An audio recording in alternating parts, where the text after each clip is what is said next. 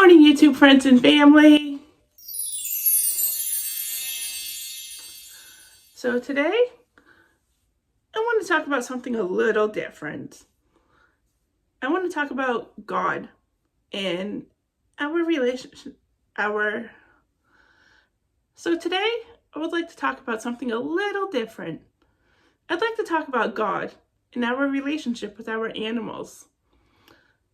Now, for the longest time, well, probably up until recently, I never understood what kind of spiritual connection we have with our animals. I know when I care about animals, I'm not like a deep or strong animal person. I care about humans more than I care about animals. You can come after me in the comments, but it's just my preference. But it's not to say I'm going to go ahead and mistreat an animal, because I firmly do not believe in that. I do not believe that animals should be mistreated at all, because they don't have a voice, and it's not just because of that. They are God's creatures too, and they definitely have a spiritual, divine reason to be here.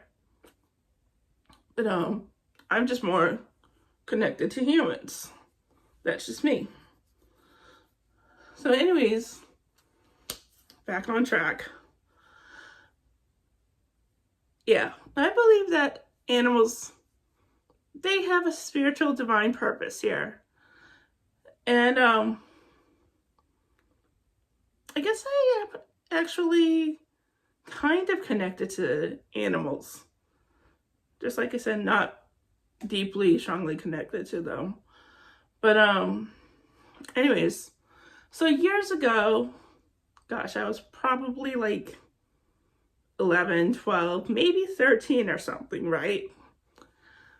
We were visiting we were staying at my grandparents' cottage in New Hampshire.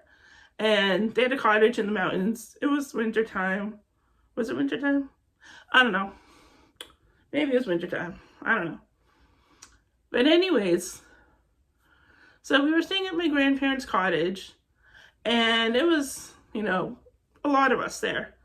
My mom, my siblings, 4 siblings, my aunt and uncle, their kids, 2 kids, and I think there was a couple other people. Maybe it's my grandma and my pepe. Anyways, we had there was a dog who one of the neighbors kept outside. I want to say 24/7, even in the wintertime, even when there was snow on the ground. It was outside, chained up in the wintertime. And I thought to myself, that's not right at all. I don't feel a strong connection to dogs, but I would not keep a dog chained up outside. And I felt bad. But anyways, one time, the dog broke free of their leash or whatever, and ended up on our doorstep. And my mom was going to the store for something, but before she went to the store, she told me, do not, and I repeat, Kelly, do not use your hairbrush to brush this dog's hair. Now, this dog's hair, beautiful golden retriever, when I say, beautiful female golden retriever, right? This dog's hair was matted, knotted. I'm not going to say disgusting, because the dog herself, Lexi is her name, such a beautiful dog, she had a beautiful spiritual nature kind of a thing about her, right? So her fur wasn't disgusting, but it made me angry that somebody could mistreat her like that. Not have enough care to brush our hair, whenever it needed to be brushed. And golden retrievers, they require a lot of maintenance, a lot of grooming, right? And I grew up with the golden retriever as a family dog. His name was Max. Big puppy, might I say. Very huge puppy. Not huge as in size, but he just had his puppy ways about him. And I remember how often my mom was grooming him, you know, brushing his hair at least once a week, maybe twice. She was clipping his nails. She struggled a lot with that, and I can't blame her, you know, it was tough. But she clipped his nails probably about like once a month or something, brushed his teeth often, and I would help out with the brushing. That's the least I could do as a child, right? But anyways, like I was so mad that these owners were not taking care of Lexi the way Lexi needed to be taken care of. So mad. So I didn't listen to my mom, right? She told me not to use my hairbrush to brush this dog's hair. As soon as she left, what was I doing? I was brushing this dog's hair with my hairbrush. And I didn't care. Okay, that dog's hair was gonna get brushed. Now, it took me over 2 hours to get all the knots out and her hair thoroughly brushed. Okay, and I'm not complaining. I happily did that. My mom, when she came back, I had a pile of dog's hair that was, I could make a whole nother dog with the hair, okay?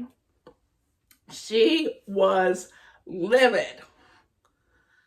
But I would do it all over again. And anyways, ever since I did that for that dog, whenever somebody showed up from my family to my grandparents' cottage, you know, to vacation there, the dog showed up at our doorstep every single time. Happy. And I remember she'd also go on like hikes with us. Like she could just somehow like sniff out or maybe see when we were there or something.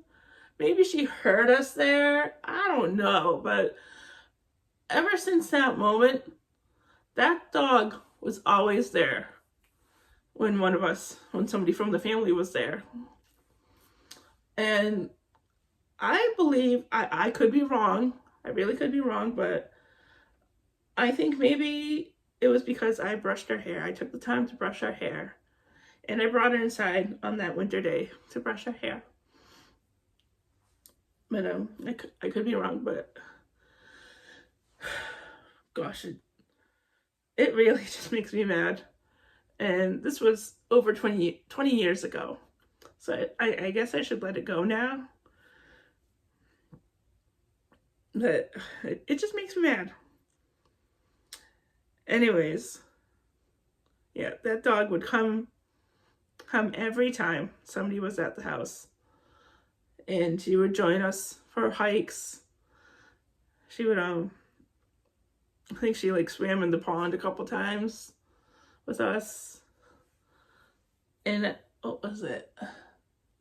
I remember one time, I think it was the following year, I believe. There was a snowstorm, right? And this dog was like maybe 4, 5 in the afternoon or 5 at night, right? This dog was on our doorstep again. Now, whimpering because she was cold. And my mom was like, I am not letting that dog in. She's not our problem. She's not our dog. And I'm like, Mom, the owners are not going to let the dog in. We know that the owners chain their dog up outside like 24/7. And she's cold. Now, I know she's a golden retriever. She has thick fur, right? But I don't think golden retrievers were built to be outside 24/7 in the wintertime. Maybe I'm wrong. If I'm wrong, please let me know down in the comments, okay? But I had to beg and plead with my mom to allow that dog to stay in with us, you know, during the night. And I said, in the morning time, Mom, we can go to the owners and drop her off. She's like, we're gonna be kidnapping the dog. I'm like, Mom, they're gonna let the dog stay outside. They don't even know that the dog is here, that the dog got off her leash or whatever, you know. They didn't know.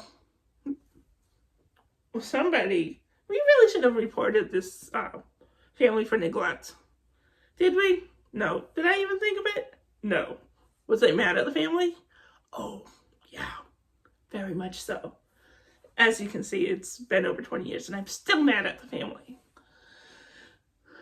But yeah, I begged and pleaded with my mom to let Lexi stay in with us for the night.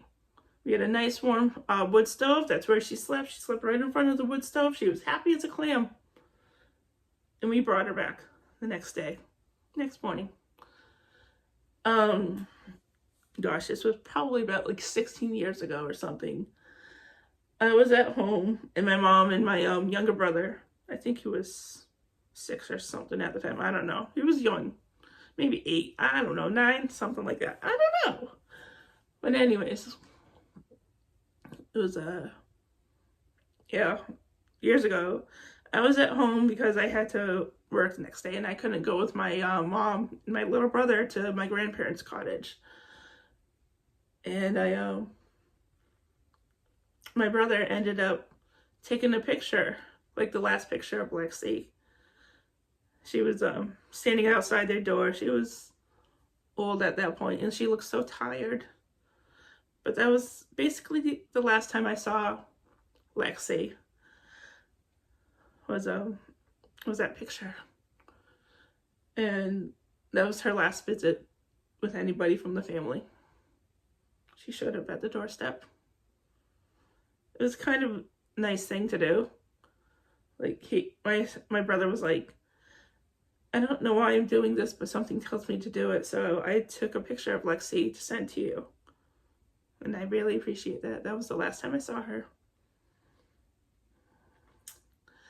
But yeah, I feel like God, you know, connected us with Lexi because, you know, I took her in to brush her hair that one time. And I don't know, I just feel bad for that dog. I felt bad for her. Now, I think Lexi probably has passed since then. I'm pretty sure she has. But it does make me mad when I hear that people mistreat animals. Like I said, like I'm not a strong animal person. Like I'm not like out rescuing cats and dogs and birds or whatever. I am more connected to humans, but you can't mistreat an animal.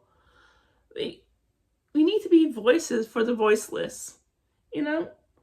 And it also irks me when people mistreat kids, mistreat babies.